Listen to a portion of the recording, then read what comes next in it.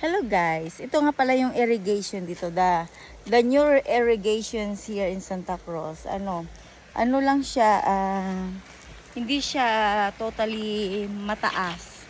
Not high enough. It's like it's like the same level of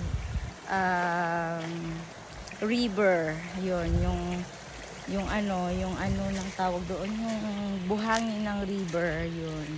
At ang aking rice field is over there. There's ay,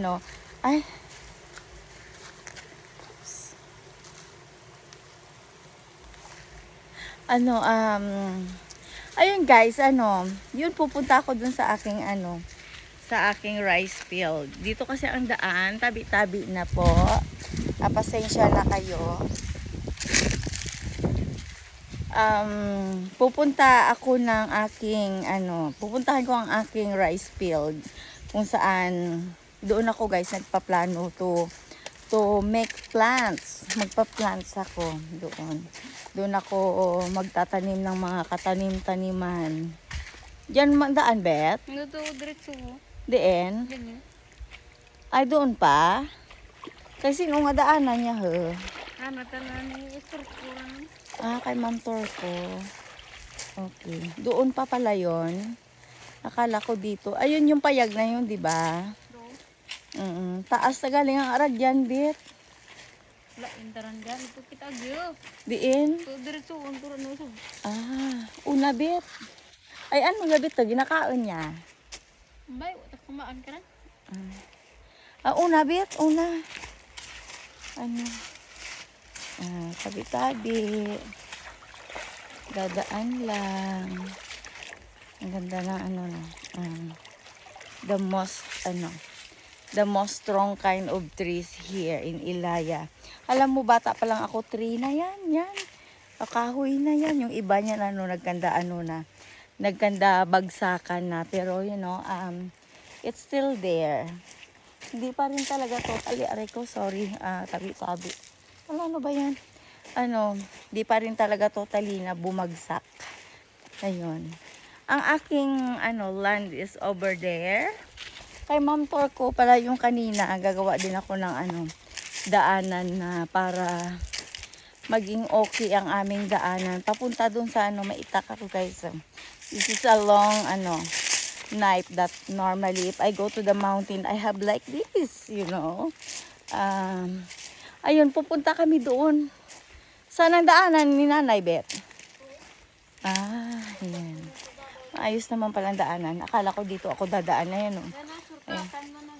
Ayan. Kasi dumaan kami dati dyan. Mataas na siya. Kaya ang gagawin ko ay magtatanim ako ng lansones and rambutan. That's my plan. Para naman may ma-harvest ako after 5 years from now. At sa mga atat na atat dyan na para sabihin ko sa inyo, may plano man ako o wala na pumunta ng Denmark, para sabihin ko sa inyo, nag-i-enjoy ako sa buhay ko sa Pilipinas. I'm enjoying here. Why? Nasa akin na ang lahat. Sana all. Nasa akin na ang lahat. Kung gusto ko magdungol-dungulan, magbingi-bingihan, I'm safe. Ito yung daanan, magulo na nga. Mamumurot ka pa ng Bet. Walatin mo ako. At dito ako sa aking munting, sa munting rice field. Alam mo guys, maganda naman to nung may rice, natanim. Pero dahil napabayaan, this time, it's time to make a new plants. Ayun guys, ito yung aking kalupaan. Ayun, yung may bakod na yun. Ayun yung may nyug na yun, na first nyug, yun. That's mine, Yun. Did you see that? There's a coconut tree. That's mine. Hanggang doon. Hanggang doon, guys, sa bundok. Yun. Hanggang doon. Nakikita nyo, there's a lot of coconut farm. Ayun o. Yun. Bakit ba nawawala? Minumulto ba ako? Sa totoo lang, naghahang yung cellphone ko na, my God, it's first time in the history, guys. My cellphone is hang. And then it stopped like someone pushed my, video. By the way, guys, that's my land. Yeah, this is my little rice belt. Hanggang doon sa taas, doon. Sa bundok na yun, doon sa taas. Nakikita nyo yan, there's a lot of new plants of coconut. That's my brother's coconut. And this times is, aray ko, ang gagawin ko guys ay magtatanim ako dito. Ito, nakikita nyo tong lahat na to ng pilapil. Ayan. Rice field yan dati. Rice field. Kaya ang gagawin ko guys, magtatanim ako. I have a plan to plant fruits and vegetables. And I hope that it's gonna be success. Yun. Magtatanim ako ng more coconut para next time mayroon kaming ma-harvest. Yun. Total naman mountain girls naman ako. Cool naman ako anywhere. Wherever I go, I'm fine. Yun. Ito ang aking munting land. Akala nyo maliit lang ha, munti. Ayan na. Nakita nyo ba yung last na mga puno na yun? Doon nag-stop ang aming palayan. Yun. Mura doon, papunta doon sa taas. Yun. That's ours properties. Ito ang ni Rohelia. This is Rohelia's Rod's Antaran Farm. This is Antaran Farm. Aayusin ko siya, okay? Ayun, at ayan may bakod Ayan. Diyan nagtatapos ang aming palayan. Dapat nga ayun yung doon side, kukunin ko yan. Nung binibenta ng, I think, nagkakahalaga lang ng 50,000. Kaso lang hindi naman nila inaayos ang deed of sale. So, hindi ko siya binayaran hanggang nawala na lang yung pera ko na yun. Ayun. Nasa mabuting Ayun may Indian mango. Did you see that? That's ours. And let me show you. Here, we have it. Tawag ako kung mag-uli rin ha. Okay, ito guys, alam ko kasi may tubig doon side. Tatanong ko muna si Bubong. Alam ko may tubig, pero ngayon kasi minutes, diba? Ang ganda-ganda ng dito guys, ng rice. Kaso lang there's a lot of mouse. Pero ang plano ko dito guys, magtatanim ako. Total, aray ko ang init. Nagpo-post ang aking ayaw yatang nagbibideo ako. Ayun, at ayan, ang bahay na yan. Ayan, dito, ayun, dito. Aray ko, sorry, excuse. Ano ba yan? Mababagsak pa ako.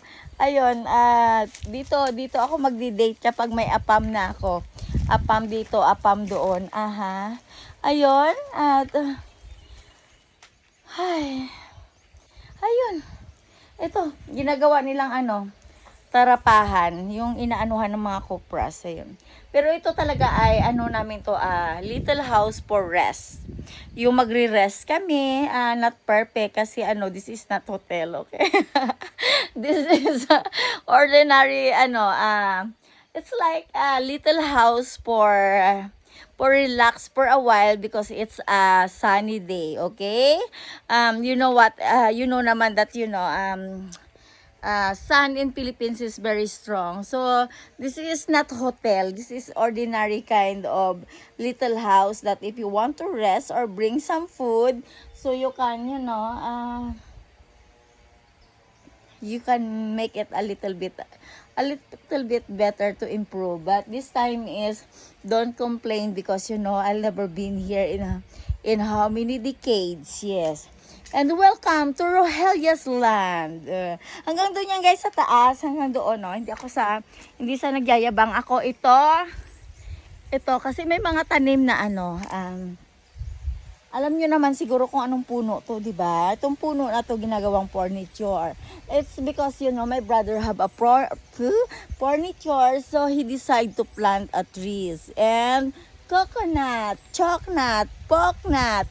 Ayun guys, ito ang aking munting farm, rancho ni Rohelia. Sana may ganon, no? Sana all. Ayun, Ayun, wala na akong sasabihin guys. Nakita nyo ba yung girl na yan? Ito, ako nga yun. Wala naman tao dito, di ba? Kundi ako. Saan man ako bitbitin ng paa ko, I'm fine. I'm gonna be fine. At sa mga taong nanggagalaiti sa akin dyan, kasi gigil na gigil kayo na hindi nyo ako mapanating sa Pilipinas, I work hard for it, you know? Wala akong pakialam sa'yo kung nasa Denmark ka. Kasi isiksik mo na lang ang sarili mo sa kulubot na pusli, okay? Sa kulubot na pusli na walang pagmamahal. Ayun. At ako, para sabihin ko sa'yo, nag-i-enjoy ako sa buhay ko sa Pilipinas. Sa totoo lang, 1 year is not good enough. I want to live here forever. Yes, welcome to Rohelia's Farm. Kung saan may kabundukan na, may rice field pa. Mula dyan, no, rice field yan, guys. Ayan, no. Let me show you. Tabi-tabi, guys. Tabi-tabi. Nakita nyo yan yun. Ayun, mula doon. Rice field yan. Papunta doon. Doon. Diba? And then here side is mountain for any trees. Yeah. If you want to plant, but suddenly it's not good to plant what do you call that, kind of fruits, because yung land kasi is very dry siya, so you need to taking care of that until it's gonna be grow. Ayun guys, ayun lang ang sasabihin ko. Okay na tayo. Okay na si Rohelia kahit sa Pilipinas. Ang kailangan ko lang ay katahimikan ng buhay ko. Katahimikan na hindi ka magkakaroon ng katahimikan. Mahirap ang buhay sa Pilipinas. Nahihirapan ka ba? Ako kasi cheer up lang. Cheer lang. Kung gusto ko matulog, matutulog ako. Kung gusto kong gumala-gala sa bundok, I can do that too. Besides, mayroon akong bundok. Oh no! Nakikita mo ba yan? Yan, nakikita mo? Yan. Yan. Aba, ay dahil nakapangalan to sa aking mahal na itay. Ako ang junior. Ako ang magmamana. Ako ang magmamana ng sarili kong lupain. Di ba? Ay, Diyos ko, ewan ko ba sa inyo? Hindi kayo nag-iisip. Diyos ko. Nakapangalan to sa tatay ko. Ang tatay ko ay si Rogelio Suryaga Antaran. Ako ang junior.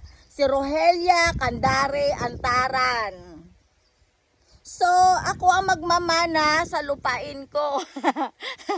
Gets nyo na? Ha? Ako tagapagmana ng rancho ni Rogelio. Bakit? Dahil ako ang junior. Junior Rohelia. Sana all. Inggit ka, no? Kasi kayo, akala nyo si Rohelia paggala-gala lang sa pandan ng Santa Cruz. Tingnan mo, may lupain. Ay sos, nagtrabaho ako, nagkaayud ako, nagkuskus ako ng kubeta, etc. bla bla bla, except ang magpakapokpok. Okay? Ang magpakapokpok, hindi ko gawain. Ayun, ito na siya, ang resulta, ito. Yan, bye guys. Be humble enough. Don't worry, I'm humble. Nanluloko lang ako, nagpa-prank lang ako. Bye!